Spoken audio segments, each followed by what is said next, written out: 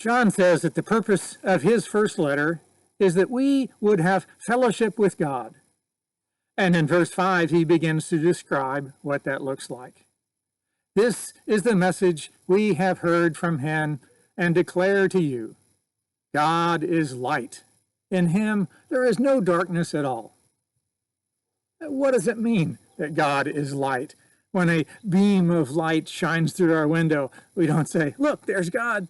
No, John is not saying that God is a stream of photons. He's using a metaphor, a figure of speech. In the ancient world, among Greeks and among Jews, light was sometimes a figure of speech for truth.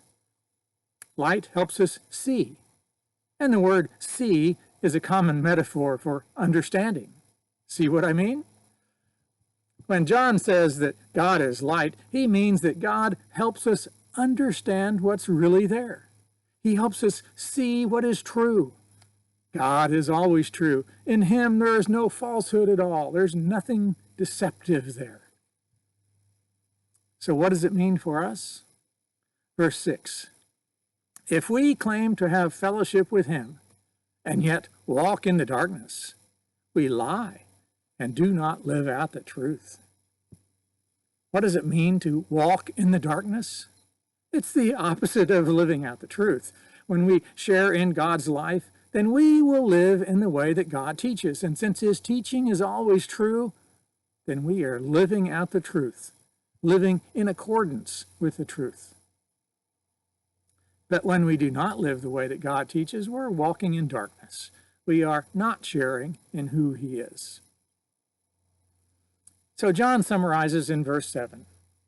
But if we walk in the light as he is in the light, we have fellowship with one another, and the blood of Jesus, his Son, purifies us from all sin.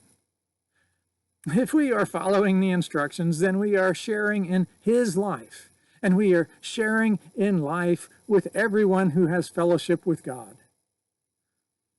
However, we don't do this perfectly, and we sometimes sin.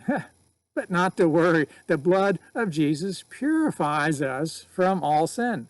Because he gave his life's blood for us, we are forgiven.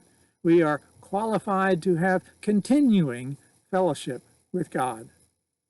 As long as we want to go the right way and walk in the light that God gives us, we are clean and pure because of Jesus.